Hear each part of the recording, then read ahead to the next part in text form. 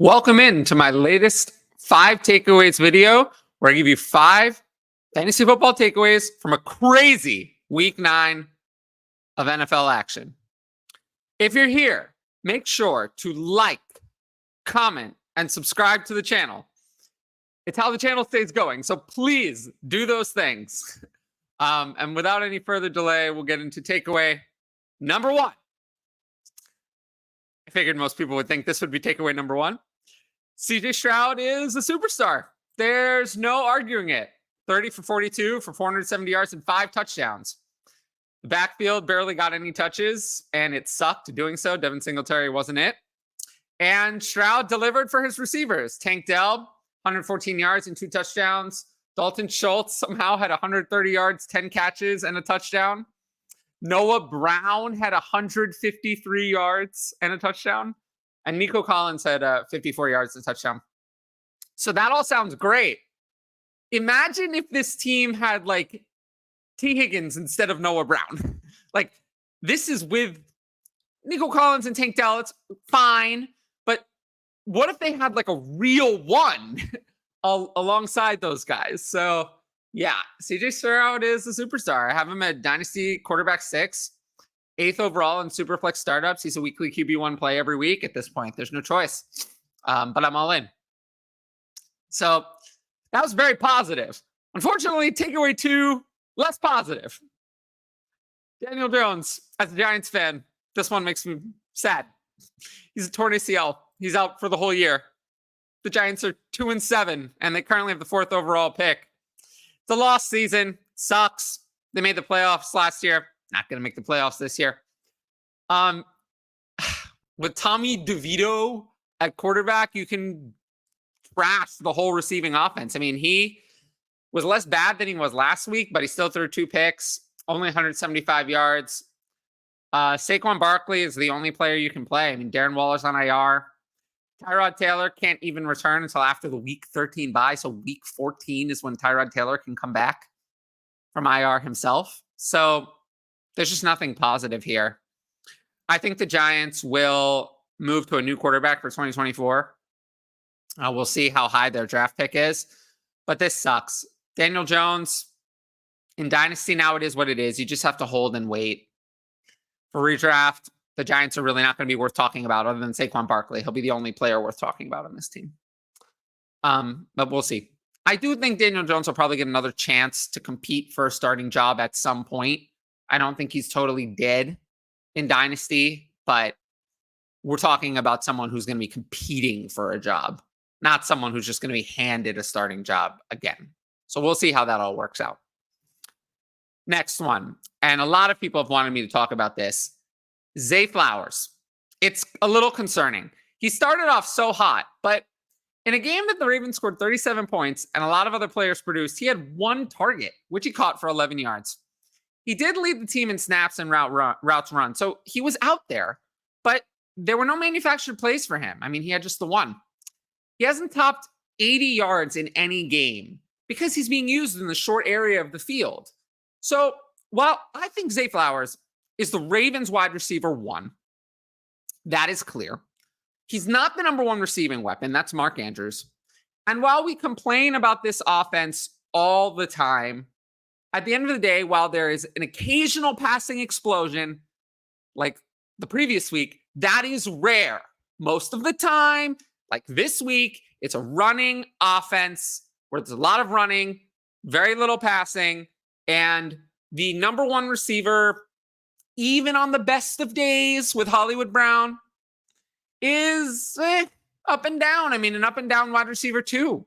And that's what Zay Flowers is. He's not a wide receiver 1. He's nowhere near it. Right now, he has 45 catches, 472 yards, and a touchdown on 62 targets through 9 games. That's 5 catches and 52.4 yards a game. That's fine. But with only 1 touchdown, that's not even wide receiver 2 numbers. Like, Zay Flowers is someone, again, in Dynasty, I still like him, but he's not a top 12 Dynasty wide receiver. And he's not even close. He's firmly in the Dynasty, mid to high wide receiver 2s because of his age. But he's, not the borderline first-round startup pick he looked like at, in 1 QB at least. a little bit ago. But I will say people are going to drop him in redraft, and I would absolutely pick him up. Don't drop him. There will be better days ahead. Now, let's move on to the Seahawks backfield. Same game. Since the Ravens destroyed the Seahawks, there wasn't a lot of work for the backfield. Just 13 carries and 2 catches between Walker and Charbonnet. But the scary thing is that, once again, Zach Charbonnet played more. He had 55% of snaps to just 49 for Kenneth Walker. Walker had 9 carries for 16 yards, Charbonnet 4 for 8. So neither of them did anything. But it's a committee, and we have to accept it. This week in Start Sit, I had Walker at RB 14 and Charbonnet at RB 31, and that split was clearly too far apart. Walker should have been, based on his work, probably more like 17 to 20, and Charbonnet maybe was about right, honestly. Walker should have just been lower, was the problem. So, yeah, Walker's no longer an RB1, fantasy RB1 in any sense of the word. In Dynasty, he's plummeting in value. But it's important to remember that not every week is going to be like this. Last week, Walker had 8 carries for 66 and Charbonnet 5 for 53. So on just 11 carries, they managed almost 120 rushing yards. They're not bad players, but they are splitting work. And you have to rank them accordingly, value them in Dynasty accordingly, value them rest of season in redraft accordingly, because that's what they are.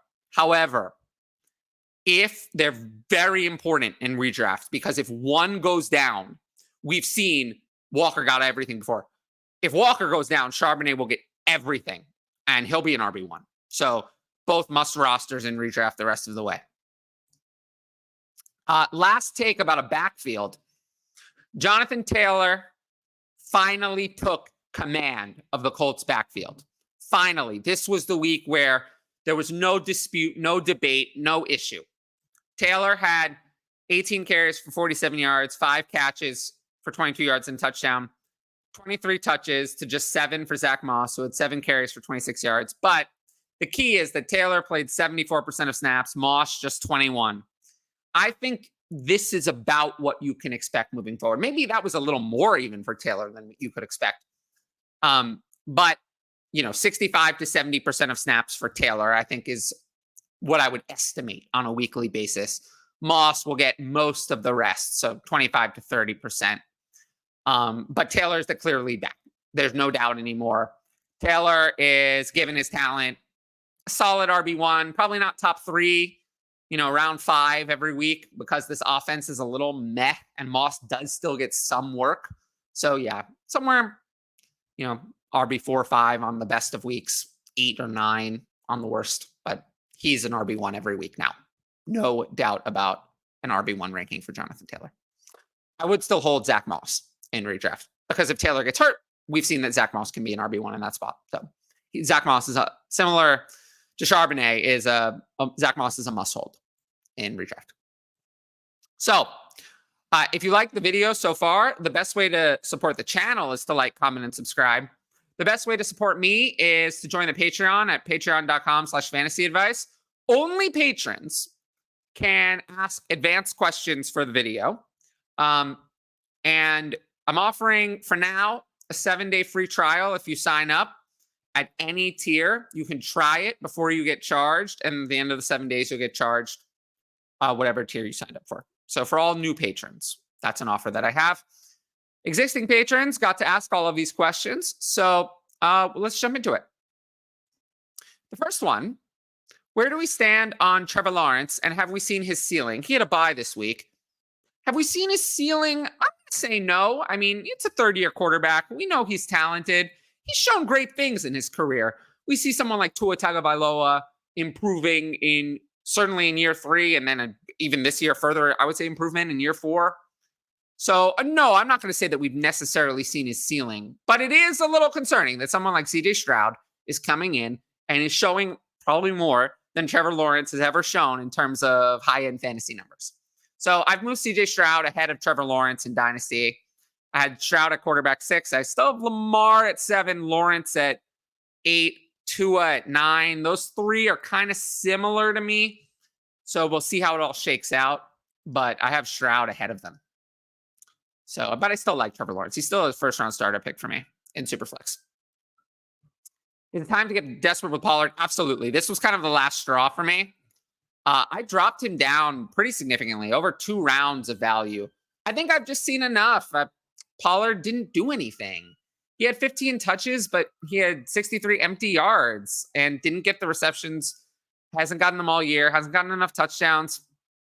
I think I'm just kind of done with Tony Pollard. He's 26. He'll be 27 in the offseason. I don't see Tony Pollard carrying significant dynasty value. He doesn't have a contract. So, yeah, I'm done with him.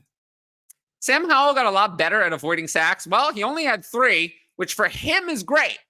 For him, that's great. But I don't know if I want to say that. But the point is, if he keeps this way, can we have hope that he'll be the starter for the Commanders for the next 2 years?